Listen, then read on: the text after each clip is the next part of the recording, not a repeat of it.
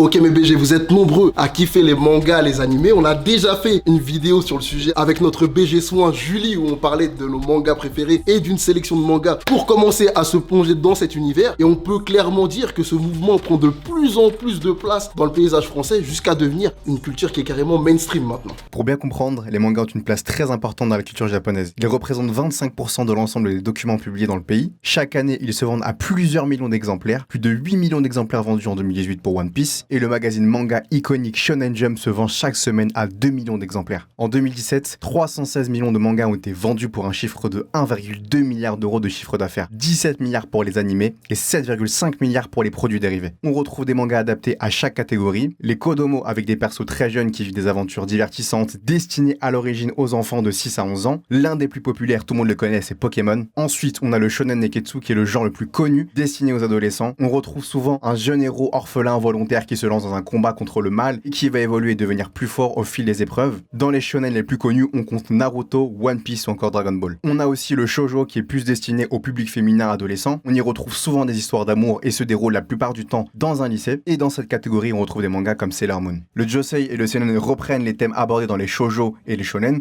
avec des intrigues plus complexes et des personnages plus subtils et plus difficiles à cerner. Toute la culture manga est arrivée en France avec les animés en 1972 avec Le Roi Lion, un shonen de Osamu Tezuka, aka le dieu du manga à qui on doit aussi Astro Boy. L'animé était à l'époque diffusé sur la première chaîne de diffusion de l'Office de radiodiffusion de télévision. C'est à partir de 1978 et l'émission Récré A2 diffusée sur Antenne 2 que le manga a commencé à se développer en France grâce à des mangas comme Goldorak, Albator ou encore Cobra. En 1987, le Club Dorothée débarque sur TF1 et c'est un an plus tard que l'émission explose avec le légendaire Dragon Ball qui installera pour de bon le manga et les animés sur le devant de la scène française. On s'est vite retrouvé avec une multitude d'animés à la télévision. Comme ils étaient moins chers que les productions françaises, les chaînes de télé ont acheté en masse. Jusqu'aux années 90 où les animés commencent à être boycottés et jugés trop violents, ils sont même accusés de pervertir la jeunesse. Certains dialogues sont remaniés par être plus fun, mais ça n'empêche pas le Conseil supérieur de l'audiovisuel de les censurer. Mais dans le même temps, les mangas ont commencé à se vendre de plus en plus, poussés par les animés qui ont eu beaucoup de succès auprès du public. Des mangas comme Dragon Ball sont vendus par Glénat dès 1993. D'ailleurs, depuis sa première parution, le manga s'est vendu à plus de 20 millions d'exemplaires. Internet et les réseaux sociaux ont aussi beaucoup contribué au succès des mangas en France. À chaque fois qu'on termine un animé ou un manga et qu'on veut connaître la suite sans attendre, on va sur des sites de scan pour lire le dernier chapitre ou le dernier épisode sorti au Japon. Il y a même de vraies équipes de scantrad qui s'occupent de traduire chaque nouveau chapitre et chaque épisode. Bon, j'avoue que c'est pas très légal, mais quand l'attente est trop forte et que t'as la flemme d'attendre, bah tu fais ça. Aujourd'hui, la France est le deuxième plus gros consommateur de manga. Ça représente 38% du marché de la BD avec 16,6 millions d'exemplaires vendus en 2018 et plusieurs plateformes de streaming et d'applications pour lire des scans ont vu le jour qui permettent de suivre les mangas quasiment en même temps qu'à la sortie au Japon. Du coup, Méné, vous avez toutes les infos sur les mangas. Je vous laisse avec la suite de la vidéo. Bye banks. Chouch! Ok Méné, le meilleur concours est de retour. On envoie 2 personnes à New York, 2 nuits à l'hôtel et avion compris, avec la personne de votre choix. Et on offre la possibilité de créer une paire de Nike Bespoke directement là-bas. Les règles, elles sont simples. Faut suivre Camino TV et le Sneaker Event, liker le post, mentionner 2 vrais potes avec le hashtag Camino Like Lab. Et cette fois-ci, condition bonus, vous avez plus de chances d'être sélectionné si vous partagez le post dans vos stories Méné. Plus vous participez,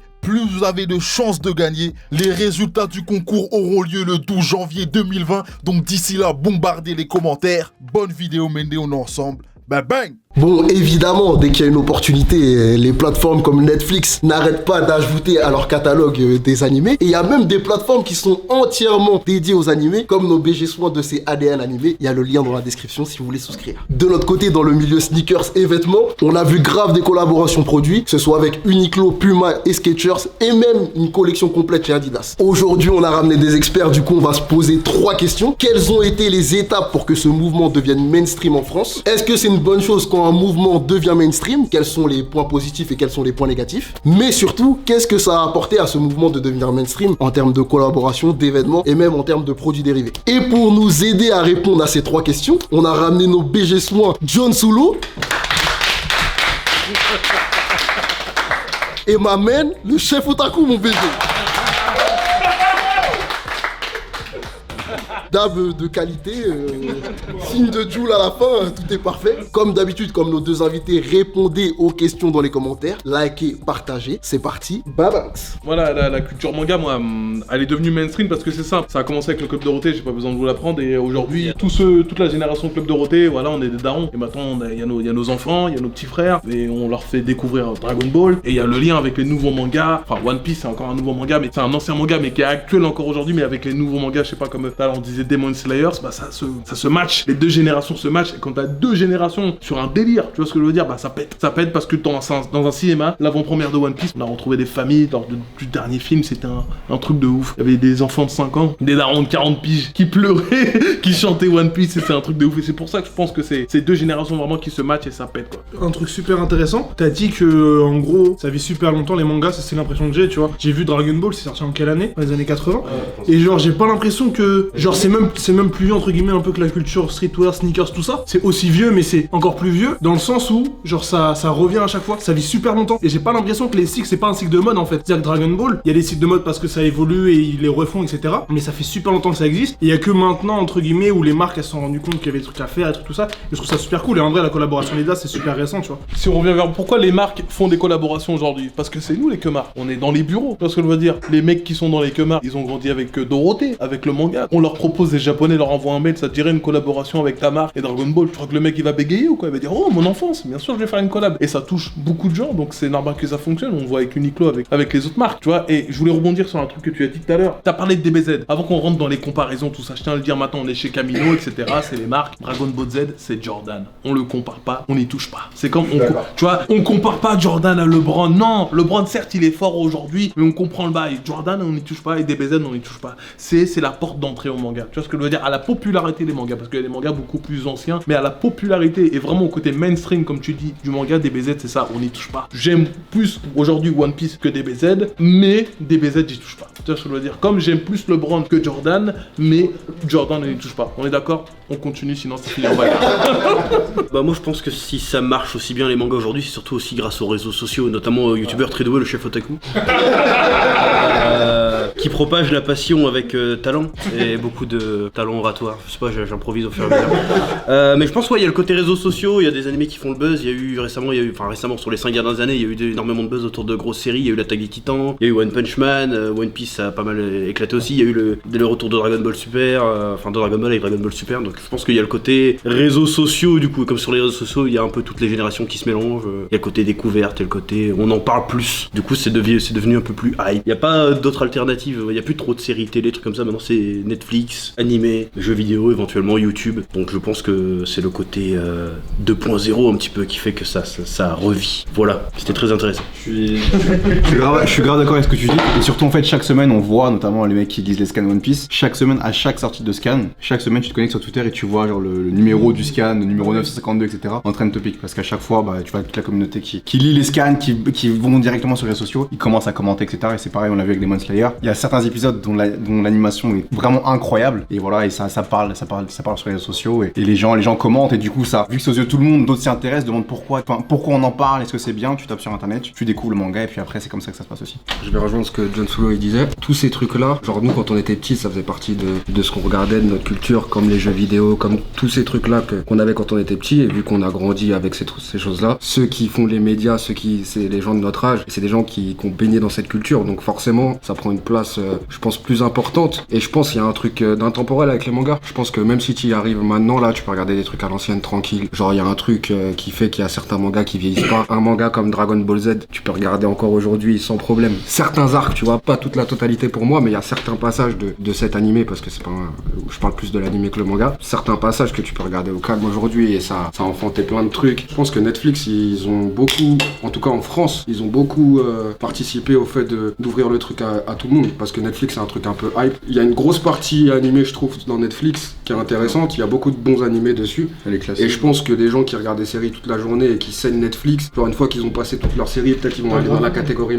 animé et ils vont taper un truc et peut-être et ça va aider à ce que des gens qui soient pas forcément dans cette culture aillent voir les trucs. Je pense que ça participe aussi au fait. 100%, genre moi je suis pas un gros consommateur de manga, et quand on parle, c'est vrai que genre tous mes potes autour de moi qui ont commencé, c'est un peu grâce à Netflix en vrai. Parce qu'avant quand on en parlait, les gens regarder les scans, etc. Mais en vrai de vrai, les scans, j'ai pas l'impression que ce soit un mode de consommation qui soit super cool. Moi, quand on me dit ouais, tu vas cliquer pour passer les trucs, je sais.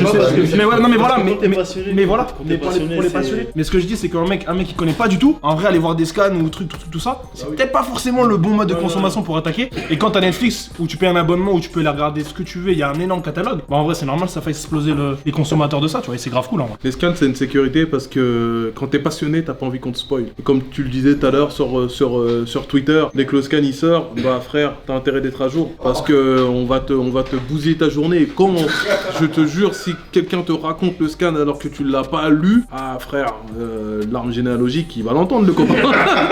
Non, honnêtement, non, moi je lis très peu de scans. Je m'arrête au scan de One Piece, tu vois, parce que je suis vraiment pointu là-dessus et c'est important d'être à jour parce que je veux vraiment suivre l'histoire jour. Je fais partie de la bande des Mugiwara de One Piece, tu vois ce que je veux dire. Et je voulais parler des animés parce qu'il en a parlé tout à l'heure je crois de Demon Slayer, c'est ça. Et je voulais parler aussi du fait que l'animé porte le manga. Tu vois ce que je veux dire? Le manga fonctionne déjà bien au Japon, on voit quelques scores, mais dès que l'animé sort, ça le propulse dans une sphère. Moi, quand on me dit, souvent je commence par l'animé et je termine par le manga. Alors qu'au Japon, c'est le contraire. Ils commencent par le manga, les copains. Tu vois ce que je veux dire? Ça sort avant, certes, mais nous, on est un peu dans la culture sécurité. Vas-y, je mets mon petit épisode. Si je m'endors, c'est pas bon pour eux. Demon Slayer, c'est ça. 2-3 épisodes, j'ai dit, waouh, c'est quoi cette drogue? Ça tue. Est-ce qu'il y a des mangas genre qui pètent autrement que ça, tu vois? Autrement qu'en étant relayés par des magazines qui sont connus pour partager les mangas, tu vois? Même si c'est pas le Jump, il y a toujours la prépublication avant les tomes. Il y en a un qui a pété sans le Weekly Shonen Jump, c'est One Punch Man. Ah ouais?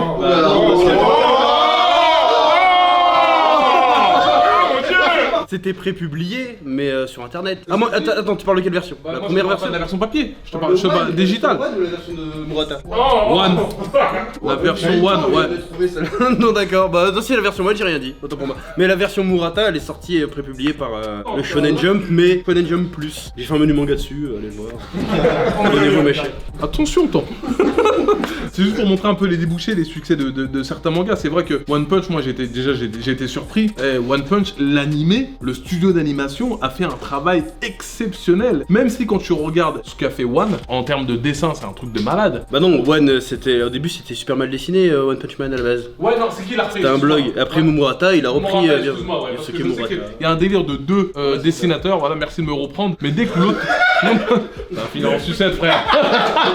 Merci de me reprendre. Non, mais honnêtement, quand l'autre dessinateur est revenu, j'ai oublié son blaze. Je pensais que c'était One. Le studio d'animation a cherché vraiment à se plugger sur ce qu'elle a dessiné. Moi, je trouve, parce que tu disais que Demon Slayer ça avait été sublimé par l'animé. Bah, t'as pas employé ce mot-là, mais c'était plus ou moins ce que je voulais dire. Bah, moi, je trouve voilà, mais je trouve qu'ils ont fait moins bien l'animé que le manga. Je trouve que le manga reste supérieur à l'animé encore aujourd'hui. Oui, non, mais je te parle en termes de succès. C'est différent. Tu vois ce que je veux dire? Je dis pas que c'est meilleur, c'est plus beau. Je dis juste que quand l'animé sort, ça aide au succès du manga. Oui, bien sûr, parce que les gens, il y a toujours plus de gens pour mater un film que pour lire un livre. Sur quel point, selon toi, le manga est meilleur que l'anime? Bah, niveau dessin, niveau mise en scène, ça a pas le même mais impact. Frère, t'as lu Kingdom? L'animé est explosé par terre. Ah oui, tu vois, tu regardes ça, tu vois, mais tu lis le manga c'est un chef-d'œuvre. Tu vois ce que je veux dire? Donc, des fois, le studio d'animation fait du bon taf, des fois, c'est explosé au sol. Tu vois, avec Kingdom, c'est la même chose. Là, tu ramènes moi, toi. Il change le sujet, c'était pas le sujet. Mais c'est pas ça, non, c'est toi qui a apporté un truc au sujet où moi j'ai juste dit que des fois les studios d'animation font un taf exceptionnel qui permet à donner une visibilité beaucoup plus importante au manga et permet d'avoir un succès vraiment retentissant. Parce que moi, personnellement, tu files un studio d'animation de ouf pour Kingdom, bah le manga, il est connu par les puristes, on est d'accord. Il touche pas, entre guillemets, on parlait du mainstream, il touche pas le mainstream, tu vois, il y a peut-être des gens qui connaissent pas ce manga, mais s'il y a un studio d'animation qui fait le taf avec ce manga, bah il peut avoir un succès pour moi beaucoup plus retentissant. Juste pour demander à Alvin, en France, c'est quoi pour lui les gros moments qui ont fait que c'est devenu un peu mainstream? Parce que je pense que t'as vu le truc évoluer, genre passer de un peu niche à beaucoup plus large. Bah c'est ce que je disais tout à l'heure, c'est plus ou moins le côté réseaux sociaux, le fait que les gens ils puissent échanger, parce qu'avant quand t'étais fan de manga, t'étais un petit peu un paria de la société, alors que maintenant les gens peuvent se retrouver entre eux, en parler, et du coup ça se propage, ça se démocratise. Puis voilà, puis surtout il y a la chaîne du Chef Otaku qui a énormément contribué aussi, faut le dire, voilà. Moi je suis grave fan de Chef Otaku d'Alvin parce que c'est des passionnés qui se mettent au service des passionnés, tu vois, et moi... C'est beaucoup ce que tu fais, Thomas Guijol, en vrai,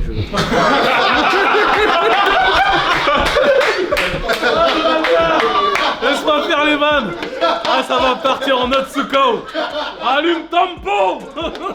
Non, honnêtement, j'étais en train de te mettre un pouce bleu. Ah, frère, je vais te mettre des pouces rouges, tu vas dire. T'es vu, on va faire comme ça. Non, honnêtement, franchement, je kiffe.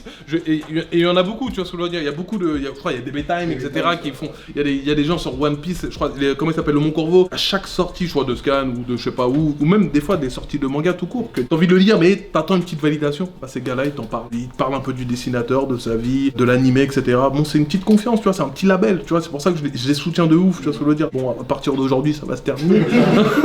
mais voilà, avant on n'avait pas ça. Avant, frère Corbier, il arrivait, mercredi après-midi, il balançait son animé, c'est bien ou c'était pas bien, c'était là, dans tous les cas, t'avais pas le choix. Aujourd'hui, c'est vrai qu'on a tellement d'animés, on a tellement de mangas, qu'on aime bien voir des spécialistes comme eux en parler, et puis faire un petit peu le tri dans tout ce qui sort, quoi. Aujourd'hui, il y a une vraie diversité aussi. Genre, dans le manga, dans l'animé, je trouve, il y a vraiment, enfin, ça peut parler à tout le monde. Quand tu passes au-delà du délire dessin animé, dessin, etc., genre, il y a trop de sujets abordés, il y a trop de trucs, trop d'univers traités, c'est archi intéressant. Je pense que le shonen, ça a pourri un peu le délire. Mon propre avis, je trouve que les shonen, c'est presque tout le temps la même chose, les mêmes histoires. Après, c'est la même formule, hein, mais elle fonctionne toujours autant. Ça fonctionne. Il y a des shonen que j'aime bien, mais je trouve que, genre, il y a tellement de choses intéressantes dans les animés, dans les mangas, qui sont peu traités. Non, pas peu traités, mais qui sont laissés de côté par rapport à tout ce mouvement shonen, à tous les derniers trucs qui sortent et tout ça. Je trouve ça dommage parce que c'est grave diversifié. Et c'était juste pour dire que, genre, ça peut parler à tout le monde, de n'importe quelle génération, n'importe quel délire. Faut juste passer au-delà des dessins, je pense.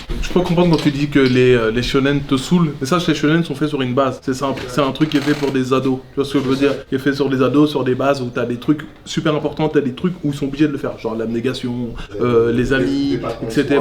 Exactement. Tu regardes avec un œil de je sais pas, tu vas analyser et tu vas voir que ah ouais, il a des potes, ah ouais, son pote il se barre, ah ouais, il le retrouve, ah ouais, il meurt, ah ouais, tout le temps, c'est la même formule. Après, t'as d'autres formes de manga, t'as les shoujo, tu vois, c'est totalement différent, tu vois. Ouais.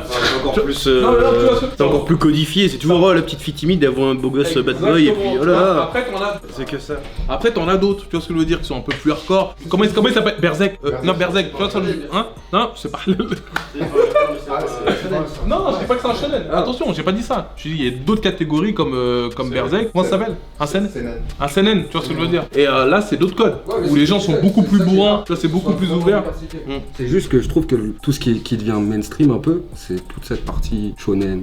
Tu vois, c'est avec Dragon Ball qu'ils vont faire les collabs, c'est avec truc. C'est normal, tu vois, c'est le truc qui marche le plus. C'est juste que je trouve que c'est dommage. Peut-être il y aurait plus de gens qui viendraient vers le truc plus facilement s'ils voyaient pas que ce truc-là. Mais après, c'est parce que c'est aussi le shonen, ça reste quand même c'est très positif, c'est pas trop trash. Donc tu vois, c'est plus facile aussi du côté après pour faire les collabs après avec les marques de sap notamment. C'est plus facile à marketer, tu vois. Les shonen, c'était peut-être aussi la catégorie qui touche le plus de monde. Du coup, c'est normal que ce soit celle qui est le plus mise en avant, tu vois. Mais après, je suis d'accord avec toi, c'est souvent la même chose. Après, moi, j'avoue que je sais pas différencier les seinen d'un shonen. Enfin, pour moi, c'est des mangas, des animés, des trucs. C'est pas des genres, c'est des termes démographiques. Tu peux nous les expliquer, vu que t'es expert Ouais, en même temps, je suis pas Wikipédia.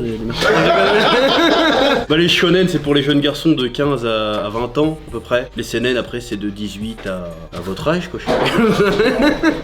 Et les chevaux, c'est plus pareil, mais c'est pour les jeunes filles. Mais après, c'est vraiment pour. C'est des cibles. Après, t'as des chevaux d'action, des chevaux de sport, t'as des shonen de sport, des shonen d'horreur. Enfin, d'horreur, il n'y en a pas beaucoup, mais t'as policier, t'as plein de trucs. Et shonen, pareil, c'est ça les genres, en fait. Tout à l'heure, tu disais, John, que en gros, c'était parce que votre génération, vous avez kiffé les mangas et que maintenant, vous êtes dans les bureaux et que du coup, il y a plein de collaborations, tu vois. Moi, je suis pas du tout manga animé, tu vois. C'est fait, genre, j'ai un regard totalement, genre, produit quand je vois, genre, dans notre milieu, quand je vois les sneakers sortir ou les collabs vêtements. Et moi, je peux pas m'empêcher de voir le truc juste comme un move business, tu vois. Tu vois, la collaboration Adidas, je trouve le concept de faire plein de paires, de faire, genre, sur des personnages précis qui sont clés dans l'histoire et tout, je trouve ça archi cool. Mais je trouve que, à mon avis, il y a eu des fans de DBZ que dans l'idée, tu vois. Dans la création de la capsule, pour moi, il y a eu personne, tu vois. Tout à l'heure, on parlait de points, est-ce que c'est positif ou pas? Bah là, pour moi, le fait que ça devienne mainstream dans ce truc-là, je trouve pas que ce soit réellement positif, tu vois. Si toi, tu kiffes les mangas, je sais pas si toi et le chef, vous avez kiffé, vous, les produits qui sont sortis, tu vois. Ouais, je vais te donner mon avis. Il y a certaines collabs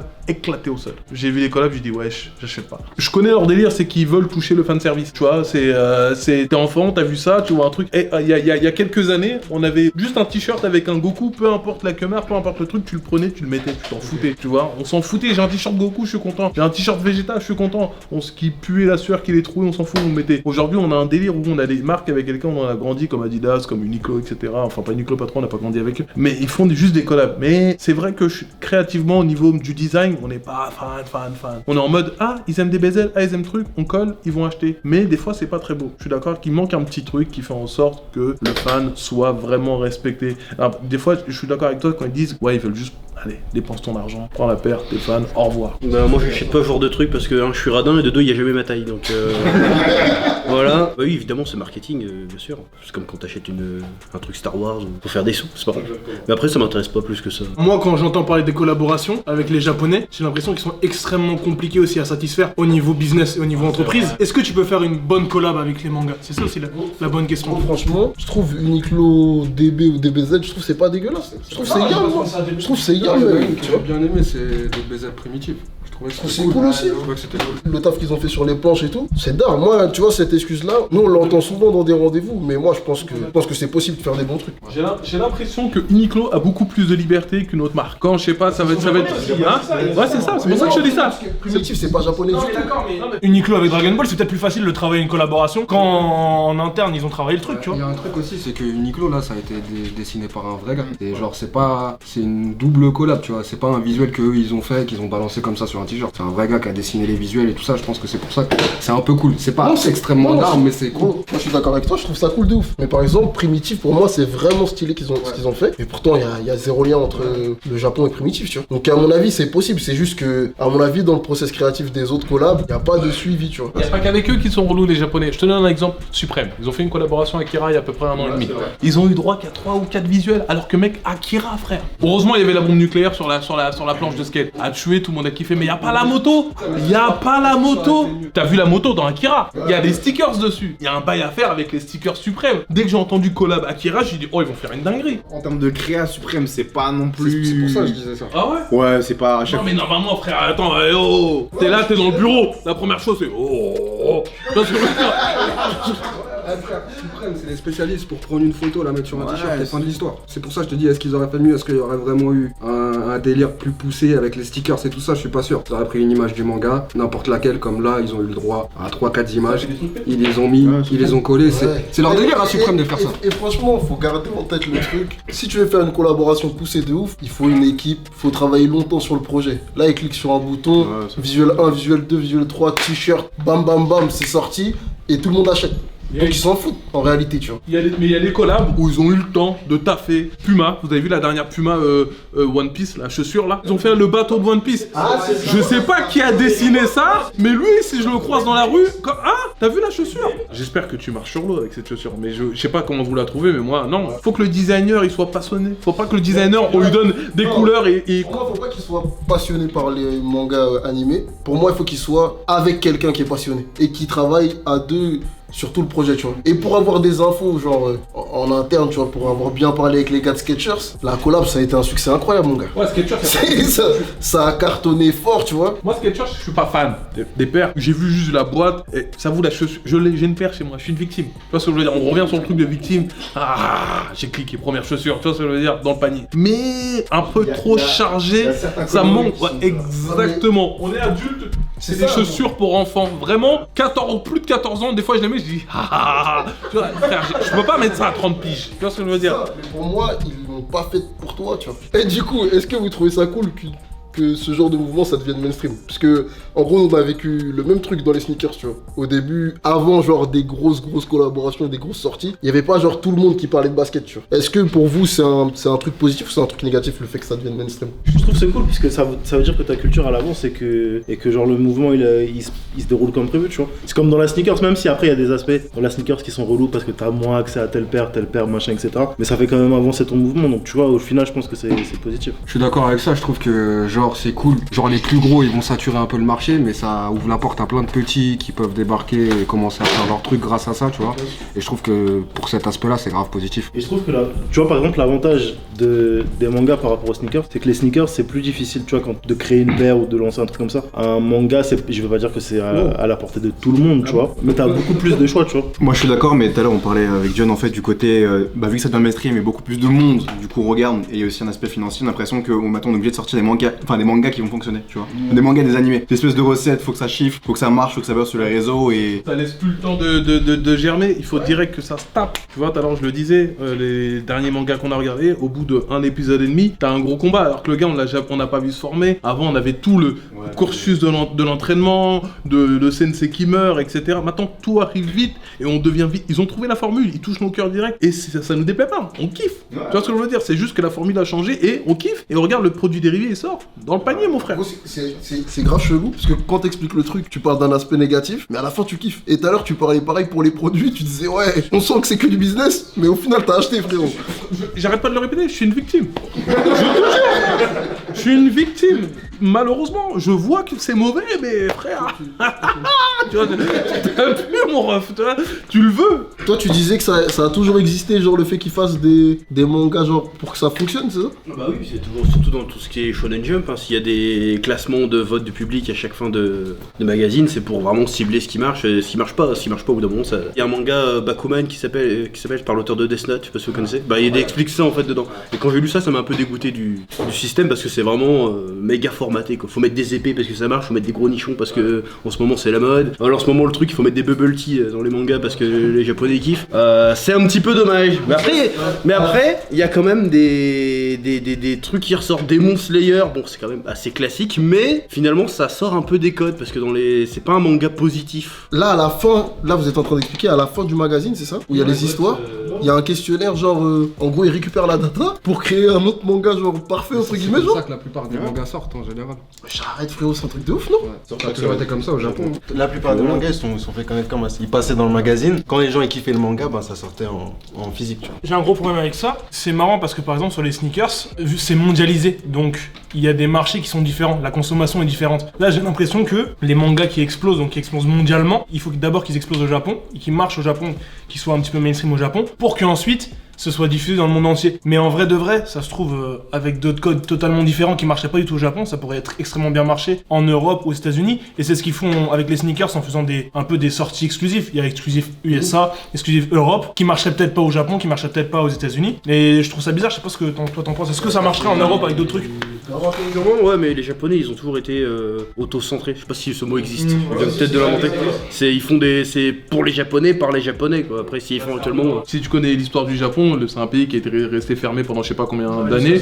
Et juste pour vous dire un truc, tout à l'heure on parle de manga, ouais, japonais, etc. Le manga là-bas, je crois que c'est je sais pas combien de pourcents de part de PIB dans le pays, c'est une industrie de malade. Ils ont pas le temps de blaguer sur ça. C'est comme les Allemands avec les Mercedes, avec les voitures, tu vois ce que je veux dire. Ça a vraiment une part importante pour eux, c'est le manga. Donc quand ça s'exporte, c'est la qualité qui s'exporte. Les Allemands vont pas t'envoyer une voiture Getzner, une Golf 1 ou je sais pas quoi. Ouais, mais tu vois par exemple si tu prends cet exemple-là, les voitures Mercedes, par exemple, il y a des contrats de partage sur les moteurs. Dans les classes A, c'est des moteurs de Clio dedans. J'ai cru que t'avais pensé un truc. Contre Uno, j'allais te lâcher un contre Uno. Il y a des mangas français. Tiers-Monde vient de sortir Nako, il a son manga numéro 2, il y a comment ça s'appelle un manga qui fonctionne au Japon, qui est français, Radiant. Tu vois ce que je veux dire? Par exemple, Nako, il a été validé par l'auteur de Bleach. C'est un délire. L'auteur de Bleach. Tu vois, toi, t'es français, t'es né dans la génération des BZ, t'as dit, je vais faire mon manga. T'as un mec qui a vendu des millions de mangas qui dit, ah ouais. Pouce bleu. Est-ce que ça c'est pas un des points positifs du fait que la culture elle devienne mainstream? Genre en gros c'est tellement mainstream que genre tout le monde peut tenter un truc et dans ce cas là tu peux te faire repérer tout ça? Bien sûr. Prends l'exemple de quoi? De l'NBA frère. Avant l'NBA c'était quoi? Américain, pur américain. L'NBA sont quoi? Ils se sont ouverts. Aujourd'hui tu regardes là, regarde. Juste quoi? On reste dans l'actu. Luka Doncic vient de dépasser Jojo sur les matchs consécutifs à plus de 20 ou 20. Tu vois un bail comme ça. Tu vois ce que je veux dire? J'ai pas les chiffres exacts, mais parce que se sont ouverts les mecs. Ils ont dit on va les prendre, on va piocher, on va les ramener ici, ça va aider l'équipe, c'est dans le pays, dans tous les cas ça va nourrir le pays. Et ça se passe parce que justement ça s'est médiatisé. Et nous on est parti avec Mike cet été en Grèce voir les basketteurs. Et en gros ce qu'ils ont fait c'est que les marques elles sont développées et genre elles ont créé des terrains, elles ont poussé les petits à s'améliorer. Giannis on l'a interviewé, il nous disait ouais moi je fais sortir les petits peu avec mon association pour qu'ils deviennent meilleurs et il y en a qui vont percer et qui vont être les meilleurs dans leur sport tu vois. Giannis en ce moment c'est l'un des meilleurs dans son sport. Luka Doncic c'est meilleur dans son sport, il a commencé le basket en Europe, il a pas été dans des universités américaines tout ça. Ça veut dire que tout le système il a été chamboulé par ce côté mainstream et que les meilleurs ils sont pas forcément aux endroits où le basket est né, où le foot est né, c'est pareil tu vois. C'est la même chose pour tout. Tu vois ça du Mané avec Liverpool. Voilà. J'allais parler de ça. Tu sais comment je suis tombé fan de Liverpool? Tu sais comment je suis tombé amoureux de cette équipe? Cette équipe s'est déplacée dans ma ville du Havre et je crois dans les années 2000. Tu vois ce que je veux dire? J'avais quoi, 12 ans? Ils jouent contre mon équipe du Havre dans un petit stade, le stade des Chazaux, en match de préparation en plein été. Et c'est la première fois que je les vois. Et je vois quoi? Je vois le public qui se déplace, bordel de ouf. Wow. Et je dis wow, je suis fan, je veux être avec eux. Tu vois ce que je veux dire? Parce qu'ils te touchent, ils s'ouvrent. Ils ont bougé d'Angleterre, ils sont arrivés dans une petite ville. Bah il n'y a pas que moi qu'ils ont touché. Tu vois ce que je veux dire? Et encore aujourd'hui, tu vois ce que je veux dire? Non mais encore aujourd'hui. Ah frère, regarde. Il est minuit 42 frère, vraiment je dors depuis 23h, demain j'ai 2 tournages. Et là non, honnêtement, c'est dans le délire, c'est sûr qu'il n'y a pas que moi qu'ils ont touché. Parce qu'ils font l'effort de sortir dans leur zone de confort qui est leur pays pour aller parler un peu. Moi juste les joueurs de Liverpool ils sont passés, ils m'ont checké la main frère, ça m'a fait quelque chose. Imagine-toi quand il y a des joueurs NBA qui passent, les KD qui passent dans des écoles qui disent ouais c'est comme ça que tu shootes, tu vas pas enregistrer ça, t'as 7 ans, KD va te dire et tu vas le voir à la télé, oh c'est lui qui dunk, oh je vais faire pareil, c'est ça mon frère. Bon les BG comme d'habitude on s'est un peu égaré sur le sujet mais on a répondu aux 3 questions. Encore merci à nos BG, le chef Otaku et à John Soulo d'être venus parmi nous. Merci Camino pour l'accueil, vous êtes le sang de la Honda. Allez voir John Soulo au Panama Café ou chez Madame Safati et allez vous abonner à la chaîne YouTube du chef Otaku si c'est pas déjà fait. Répondez comme d'habitude aux questions dans les commentaires, likez, partagez. Je m'en vais, je vais regarder Bakuman. Passez une bonne journée. Bye banks.